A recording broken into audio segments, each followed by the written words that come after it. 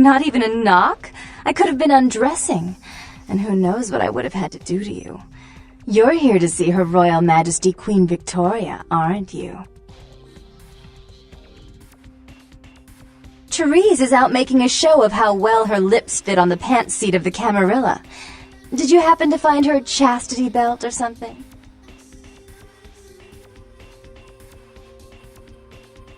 Ooh, can I see it? I'm not just some silly doll, you know. All my life, my sisters made me out to be a joke. She told you I was an embarrassment, didn't she? That I couldn't tie my shoes, let alone hold on to something for her. Is that it? She's always belittling me. She's the smart one. She's the favorite. She's the successful one. Well, that's not fair. I'm not a fool. This club's success is just as much my doing as it is hers.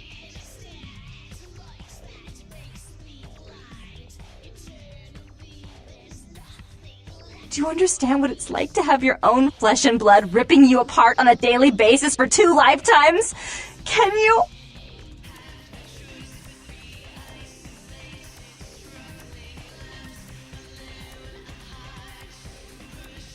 Fine, you hold on to it.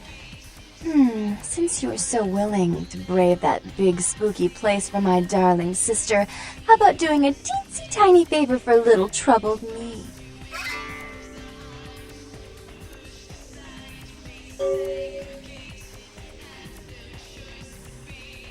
Do you know Gallery Noir down the street? I happen to know there's a charity event being organized there. Lots of influential Santa Monicans slithering in for token appearances.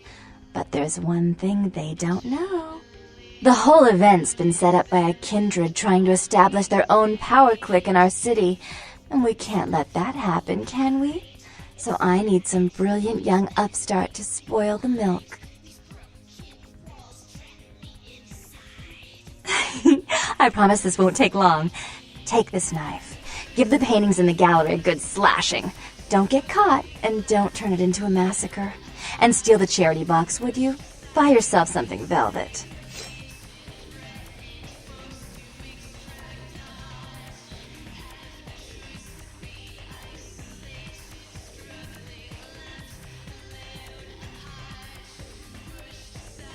I'm sure Therese will be thrilled to honor your agreement when you get back. But in the meantime, get to the museum and ruin those paintings. Then pay me a visit. I want to hear all about it. Hurry up! I can only amuse myself for so long. Oh, and there was something about the paintings. What was it? I can't remember. Oh well, have fun, duckling.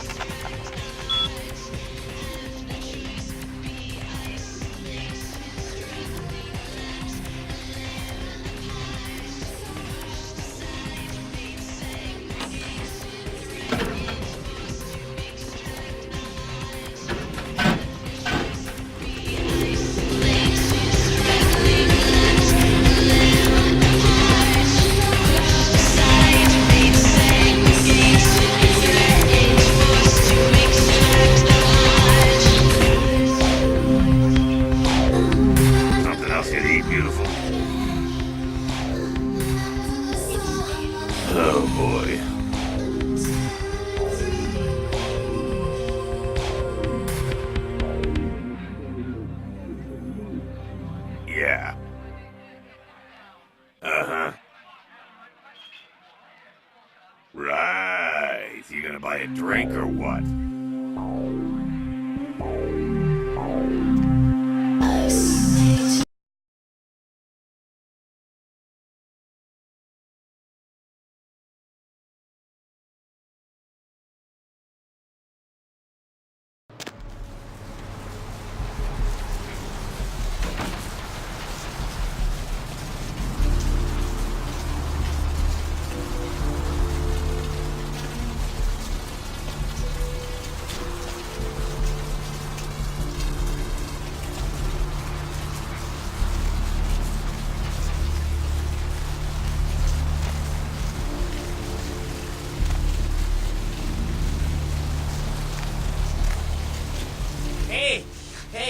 Hey, hold on a minute there. I'm afraid you are committing a 351. That's trespassing on private property. I'm gonna have to ask that you vacate the premises immediately, or I'm afraid I'll be forced to radio this in.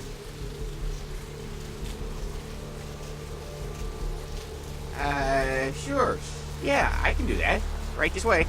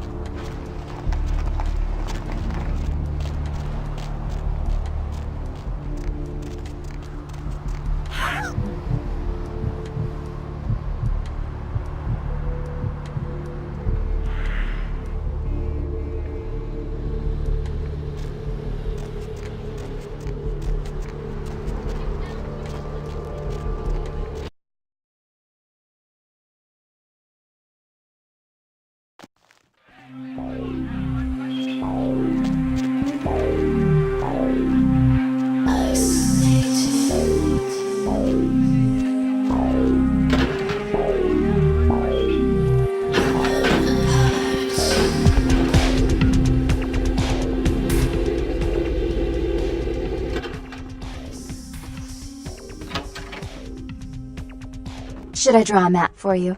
The gallery's right down the street. Should I draw a map for you? The gallery's right down the street. Should I draw a map for you? The gallery's right down the street.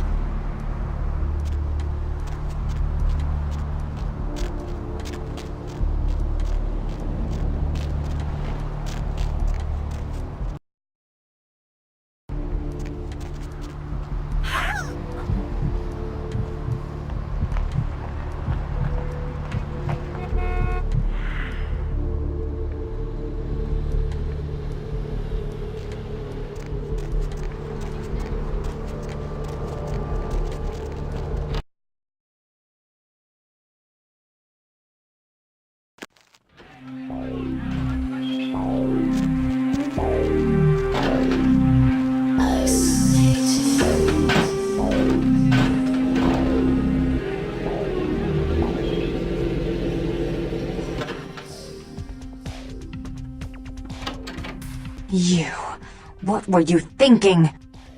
The museum. That was my event! Did you think I wouldn't find out? Shut up. I thought I could control my sister as long as Tongue was out of the picture, but nothing's changed. I should have expected that you'd succumb to Jeanette's influence like all the others, but how dare you!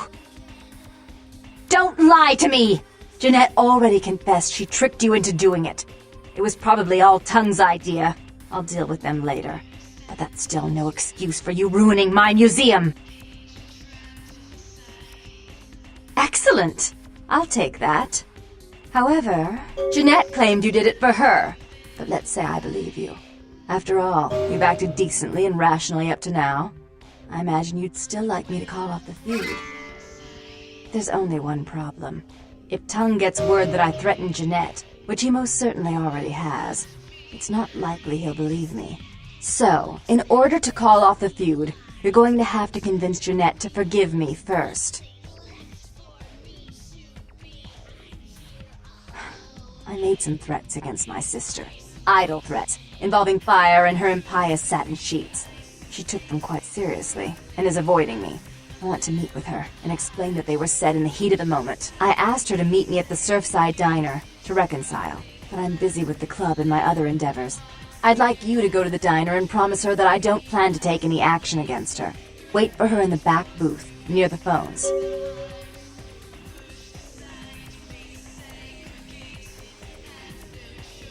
For all her unwholesome diversions and irritating disruptions, I should be less tolerant of her. She is my sister, however, and I suppose I'm obligated to forgive her trespasses. I did sire her, after all. Please, be quick about it.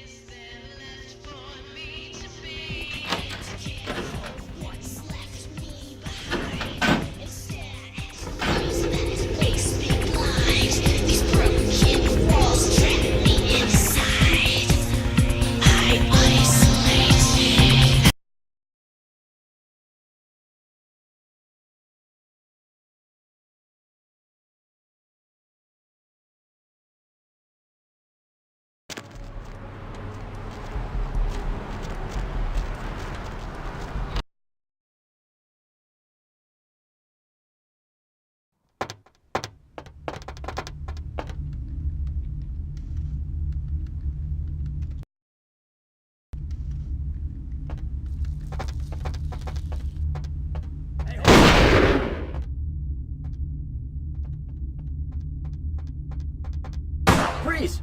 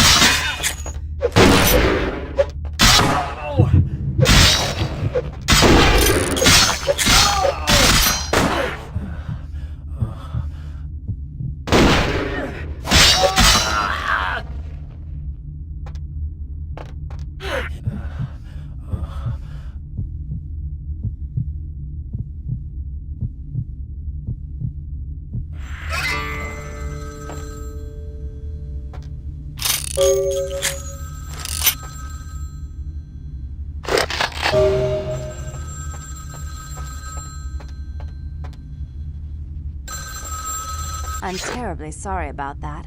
My sister was just furious about your refusal to take part in her designs, so she sent those men to kill you. but I'm going to make sure it never happens again. Drop by. We'll take care of this tongue business. She's crazy! Help!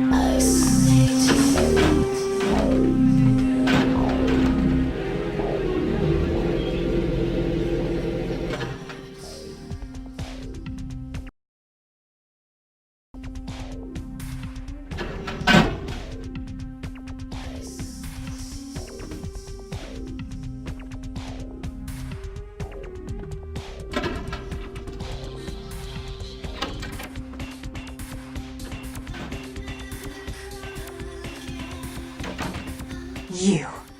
I'm really sorry it had to end this way. I truly am. You seemed promising, but you've been tainted by the stink of my sister's schemes.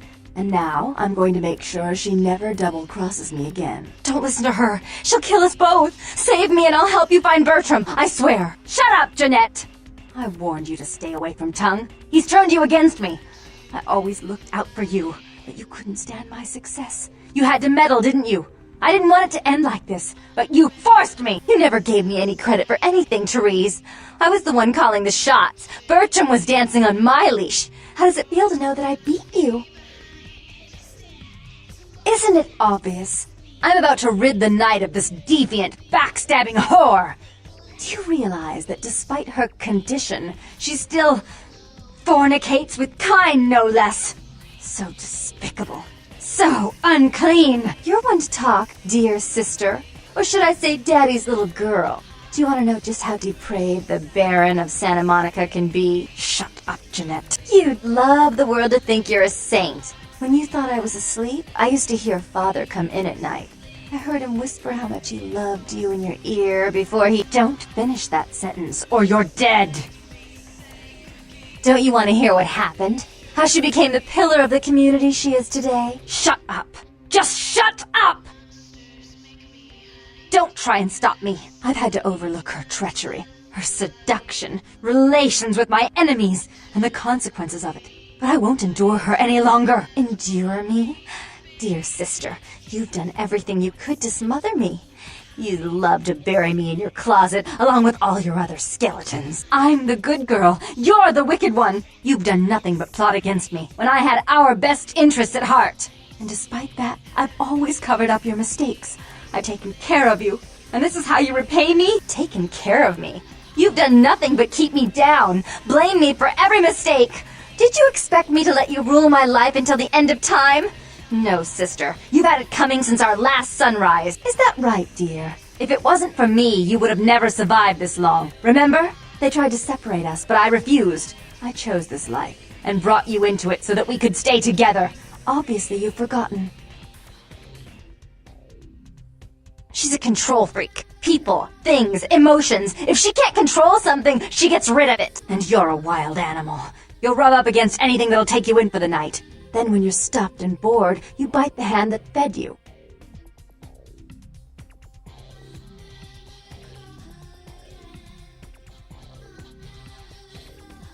I don't think that's possible. How could I ever think to trust her again? Trust me? Who could trust you after what happened with Father Dearest? Father loved me. I was a good girl. I always did what I was told. You always hated that he loved me. You disobeyed him. You brought men home when he wasn't there. You were an awful daughter to him. Father came home drunk one day and mistook me for Therese. Because I'd fallen asleep in her bed. Don't listen to her. She's lying. Therese walked in while he was there, and she saw me lying with him, and so she went to the closet and pulled out his hunting shotgun, loaded it with deer shot, and blew his mind out all over the silly clown wallpaper. That's a lie. Father killed himself because of Jeanette. She made him miserable. As I recall, he died with a smile on his face.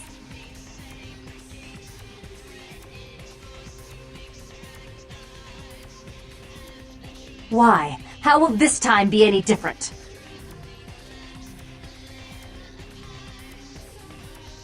Therese doesn't like to share. Jeanette's irresponsible. She's undependable. A venture like mine requires class and distinction, which is something a pigtailed, face-painting harlot does not lend very well. You do have a way with words, sister. You're right. I'm not in the same class, am I? I mean, murderers are so respectful these days.